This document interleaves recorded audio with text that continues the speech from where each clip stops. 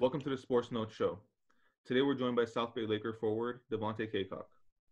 Before we get started, can you tell our viewers a little bit about yourself? My name is Devontae Cacok. I'm currently with the South Bay Lakers and the Lakers organization. I went to University of North Carolina, Wilmington, and I'm a power forward center, and basically just try to play with a lot of energy. All right. So I'll start with this first question. So you had an amazing college career. And, despite the fact that you went to a mid-major, you put up incredible numbers. So my question is, what do you think you were able to prove to the Lakers that led to you being signed directly after the draft? Well, I think for me, my workout that I had with the Lakers was really good. Coming in, I just tried to have a lot of energy, play hard, and show them that I could do a lot more than what they just knew of me doing. College was fun, and I think they had a lot of film on me on that, but being able for them to see me in person was really good and eye-opening for them to kind of notice me in the mix of everybody else. And I felt good after my workout with the Lakers. They felt good about me after the workout. They reached out to my agent before, and I think we just kind of had good vibes after. They liked me, I liked them. And then getting the call after the draft, literally 5 minutes after the draft, I was very blessed and happy that they were able to give me the opportunity to work with them and being the first team to reach out to me and say, like, we want to start you off on Exhibit 10 and just get my foot in the door. And I was just happy to start off with an opportunity, and I just kind of did as much as I could from there. So you averaged 19.4 points, 11.9 rebounds, and 1.4 steals in just 23.8 minutes per game. That's extremely impressive. This was during your first season with the South Bay Lakers.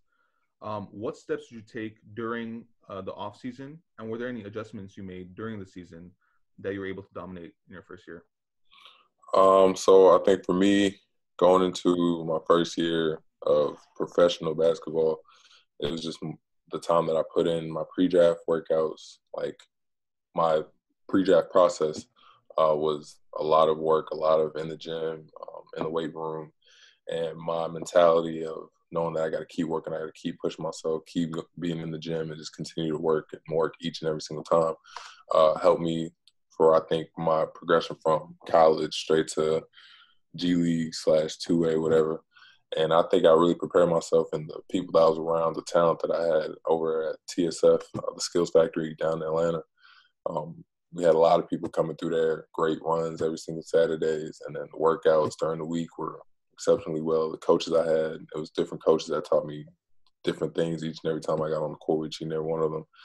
And we all just kind of had the same mindset that we want to be great, we want to get better, we want to work on our game, and we want to potentially be in the NBA one day. And it just all tied in with my work ethic and the people and the resources I had around me to help me with just coming off from my college straight to the G League this year. And speaking of that factor you were just speaking about, in terms of that, what skills were you able to learn or develop that led to how your game is today? Well, I think a lot of my situations in G League, being able to finish, catch the ball, lobs, transition, rebounding, all those skills I've continued to work on have helped me so much, and the people around me knew what I can strive and be great at. And I think being able to work on those things, being able to finish in quick time spurts, the game moves so fast, and being able to work on all those different types of things and translating it to the game, I think that's what helped me a lot to being able to produce those numbers and be productive in those situations as well. So you're one of the finalists for Rookie of the Year now in the G League. What's one of the main reasons that you've been so successful to start off your career? I think it's just my work ethic. I try to continue to work each and every day and know that somebody out there is working as well. So I got to keep pushing myself even more and just kind of staying the course, being present, knowing like I have goals that I want to achieve and pushing myself into getting to those goals. And obviously that would be a great accomplishment. And like I said before, like I would never want to settle and just be complacent in where I'm at. Obviously being present is a good thing to be and give it everything I got where I'm at right now, but continuing to know that I want to get to the top and be in the NBA and be able to stick with a team and not fall off and just be able to be consistent, be able to continue to work, be able to show what I can do and show teams that I can be very helpful in what I bring to the table and what I bring to each and every team. And I'm just staying ready, working as much as possible, being present, and obviously that would be a great accomplishment. And so this year, obviously, it's been one of the most trying years in terms of just society, as well as the sports world. So I was just wondering, could you detail how the process has been for you as a professional athlete during these times? It's been different. Obviously, it's my first year being pro, and then it's been crazy kind of with the whole coronavirus stuff and the timing of it. I think at this time I would have had a lot of opportunities with the Lakers. Things would have kind of guys would have been able to get rest. I would have been able to get my opportunity even more. And but just been staying ready. Obviously, the season may be coming back this year, and if it does, that would be a great thing to happen for us. We want to finish the season out, be able to crown a championship, be able to just play the rest of our season. But I think just staying ready, knowing the process, and always just be ready, honestly. So if Coach Frank Vogel decides to pick you on the Lakers playoff roster, if the season continues, how would you prepare for this moment? I honestly think that I would just keep doing what I've been doing. I've always been and always have tried to be prepared in any situation that I may be. And I always want to make sure that when that time comes, I don't have to take time to get ready. I want to make sure when that time comes, I'm already prepared myself and know, like, all right, we're already ready for this. Let's go to work. And I've always been like that. I never want to wait for the moment.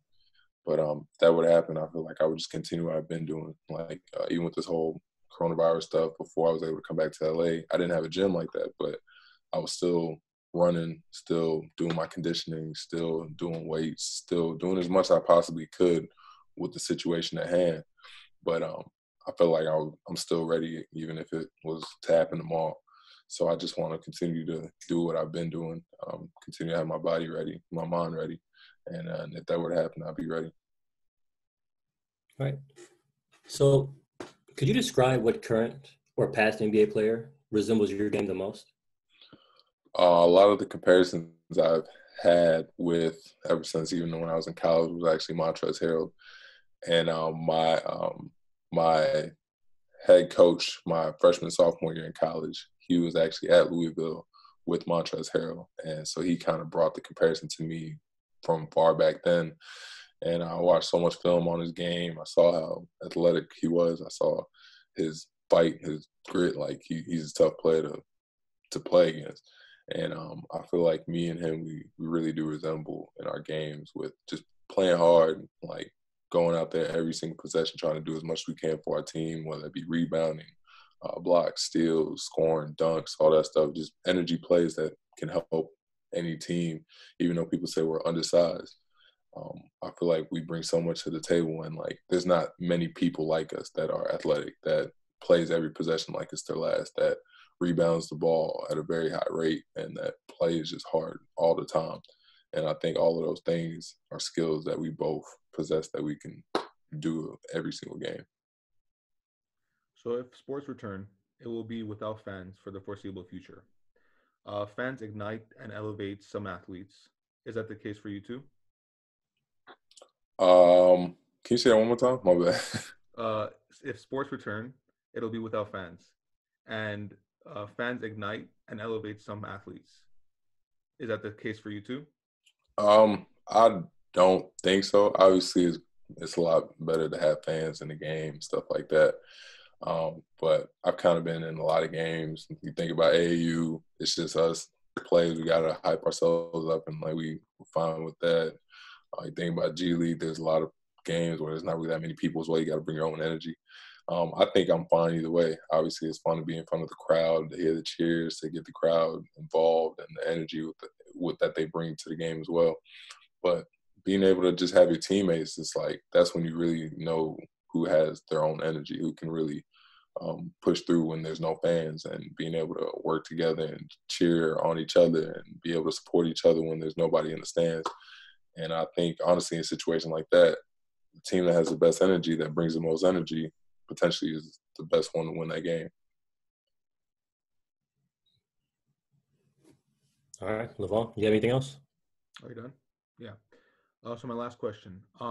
When the Lakers reopened their facility, it was reported that you and Quinn Cook were the only two players in the gym practicing. How did it feel to be back, and what's different now compared to before this pandemic? It felt good to finally get back on the basketball court. After the NBA season had been suspended, I hadn't been able to get on basketball court for majority of the time. All my connects in Georgia, couldn't get in the gym, stuff like that. But being able to get back on the court and work out, get good weights in, get good court work, it just felt good. And it felt like we're finally being able to make the first couple steps towards getting back to the season, stuff like that, with facilities opening back up. And obviously now with the pandemic, everything is a lot structured and strict. Mask everywhere, hand sanitizer everywhere. Gotta come in, they take your temperature, ask you questions, see how everything's going. And it's just a lot of structure to it. And they obviously don't want they're doing it for our safety. They don't want anything to happen with the spread of the virus and stuff like that. So it's understandable. But we're still able to get on the court. We're still able to get in the weight room and basically work on our body and get good workouts in. So they've all been productive and good for each and every one of us. So when you guys are practicing, you guys have to wear masks? No, so when we're on the court, we don't have to wear masks. When we're in the weight room, we don't have to wear masks. But if you're in the training room, if you go into the bathroom, if you're anywhere else other than those two places, you got to wear a mask on. And then like each coach that we have, each person is assigned a coach to one side of the court. And those coaches have to wear a mask and the gloves as well, just so being precautionary and stuff. And so there was just this report out by Shams Charania. It said that LeBron has held safe private on-court workouts with some Laker teammates. Were you one of those teammates? No, I just got back to LA pretty recently, so Okay. I wasn't around for all of that. But okay. Yeah. Okay. Well, thank you for your time.